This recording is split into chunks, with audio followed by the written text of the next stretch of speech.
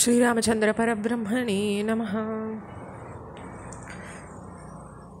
குசத்வஜர் அப்படின்ற பிரம்ம ரிஷிக்கு நான் வேதங்களே உருவெடுத்து பிறந்தேன் அப்படின்னுட்டு பெண்ணான வேதவதி சொல்கிறாங்க ராவணன்கிட்ட, நீ யாருன்ற கேள்விக்கு.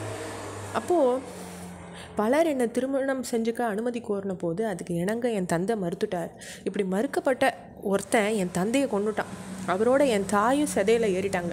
அதுக்கு பின்ன என் தந்தை என் விருப்பத்தை நிறைவேற்ற வகையில் உறுதி பூண்டுண்டு நாராயணனையே மனசில் நிறுத்திண்டு நான் இந்த தவத்தை செஞ்சுட்டுருக்கேன்னு அந்த பெண்ணு சொல்கிறாங்க. அப்போது நீ யாருன்றதையும் எனக்கு தெரியும், விஸ்ரவசின் மகனே, பேசினது போதும், நீ போய் வான்னு சொல்கிறாங்க ராவணன்கிட்ட. அந்த வேதவதியை பார்த்த உடனேயே காமத்தினால பீடிக்கப்படுறார் ராவணன். கட்டழகு பொருந்தினே இந்த இளம் வயசில் இப்படி தவக்கோலம் மேற்கொள்றதுன்றது பொருத்தமான விஷயம் கிடையாது.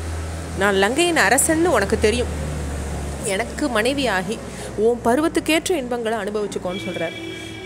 இறுதியாக கர்வத்தோட, அது சரி விஷ்ணு நாராயணன்லாம் சொல்கிறியே, யார் அவன்னு கேட்குறார். அதுக்கு வேதவதி, மூவுலகங்களுக்கும் அதிபதியான விஷ்ணுவை பற்றி ஒன்றை தவிர வேறு யாரும் இப்படி பேச மாட்டாங்க, அறிவுள்ளவன் பேசுகிற சொல்லு இல்லை இது, போய் வான்னு சொல்கிறாங்க. அப்போ ராவணன் அவளை முரட்டுத்தனமாக இழுக்கிறார். மனம் நொந்து போகிறாங்க வேதவதி. தன்னுடைய அழகிய கூந்தலை தன்னுடைய கையினால் அறுத்து எரிஞ்சுடுறாங்க, ஏன்னா அவர் கை பட்டுதேன்றதுக்காக. அப்படி அவள் செய்ய துணிஞ்ச போது அவளுடைய கையே ஒரு வாள் போல் செயல்பட்டது. இதை தொடர்ந்து அங்கேயே தீ மூட்டி ராவணனை பார்த்து அவங்க சொல்கிறாங்க, உன்னால் அவமதிக்கப்பட்ட நான் இனி நான் உயிர் வாழ விரும்பலை, உன் கண்ணெதிரிலேயே இந்த தீயில் விழுந்துடுறேன், உன்னுடைய அழிவுக்காகவே நான் மீண்டும் பிறப்பேன், நான் செஞ்ச தவங்களை மேலே ஆணையிட்டு சொல்கிறேன், நான் புரிஞ்ச நற்காரியங்கள் மேலே ஆணையிட்டு சொல்கிறேன், நற்குணங்கள் நிரம்பின ஒரு அரசனின் மகளாக கர்ப்பத்திலேருந்து உதிக்காமலேயே நான் பிறக்க போகிறேன் அப்படின்னு சொல்லிட்டு தீயில புகுந்துடுறாங்க. அப்போ வானத்துலேருந்து பூ மாதிரி பொழியிறது. ரொம்ப வியப்படைகிறார் ராவணன். அவர் கண் எதிரிலேயே அங்கே ஒரு தாமரை மலர்லேருந்து அவங்க மீண்டும் தோன்றினாங்க. ராவணன் அவள் கரத்தை பிடிச்சி இழுத்து பலாத்காரமாக தன்னுடைய அரண்மனைக்கு அவளை அழிச்சுட்டு போகிறார். அங்கே மந்திரிமார்கள், இவளுடைய அங்க லட்சணங்களை பார்த்தா உன்னுடைய அழிவுக்கு இவ காரணமாவான்னு தோன்றது, அதனால விட்டுடுன்னு சொல்கிறாங்க. இதை கேட்ட ராவணன் அந்த வேதவதியை கடலில் தூக்கி எரிய செய்கிறார். அதே சமயத்தில் ஜனகனுடைய யாகசாலை உழுது செப்பனிட்டு இருக்காங்க. அந்த நிலத்தில் தோன்ற இந்த வேதவதி தான் ஜனக மன்னனின் மகளாக சீத்தையாக வளர்கிறாங்க. இப்படிலாம் ராம சபையில் பேசிட்டு இருந்த அகஸ்தியர் மேலும் சொல்கிற, ராவணனுடைய திக்விஜயம் மீண்டும் ஆரம்பமாச்சு. பல மன்னர்களை வென்றான். ராவணன் பெற்றிருந்த வரங்களை பற்றியும் அவனுடைய வீரத்தை பற்றியும் கேள்விப்பட்ட அரசர்கள் யுத்தம் செய்யாமலேயே அவன்கிட்ட சரணடைஞ்சு தோல்வியை ஒப்புத்துண்டாங்க. ஆனால் அயோத்தி மன்னனான அரணன்யன் அப்படின்ற அரசன் மட்டும் அவனுக்கு பணியை மறுத்து ராவணனை எதிர்த்து போரிட்டான். அவனுடைய படைகள் முழுசும் ராவணனால் நாசம் செய்யப்பட்டது. அதுக்கு பின்ன அந்த மன்னரும் விழுந்துட்டான்.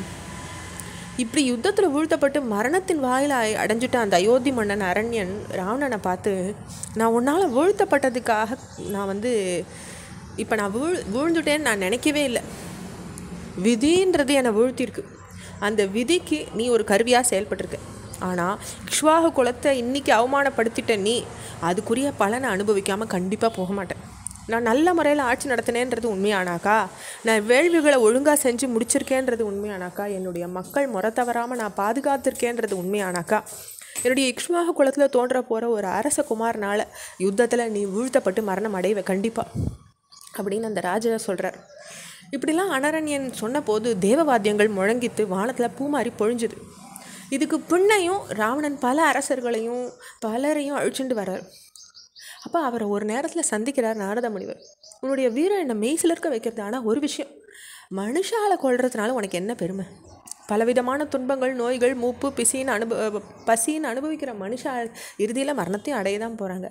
அப்படிப்பட்டவாளை வெல்றதில் உனக்கு எந்த பெருமையும் இல்லை. இறுதியாக இந்த மனுஷாலையெல்லாம் கொண்டு போகிற யமனை நீ வெண்ணுட்டாக்கா அது உனக்கு பெருமை இல்லையா? அதனால நீ போரிட வேண்டியது யமன்கிட்ட தானே தவிர மனுஷாக்கிட்ட இல்லைன்னு சொல்கிறார்.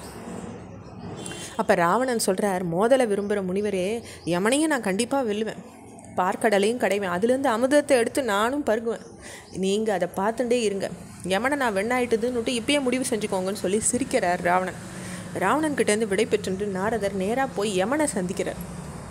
உன்னோட போரிட்டு உன்னை வெல்றதுக்காக ராவணன் இங்கே வந்துட்டுருக்கான் அப்படின்னு சொல்கிறார். அவருடைய வார்த்தை மேலும் தொடர்றது நம்ம அடுத்த பகுதியில் பார்க்கலாம். ஸ்ரீராமச்சந்திர பரபிரம்மணே நமஹ.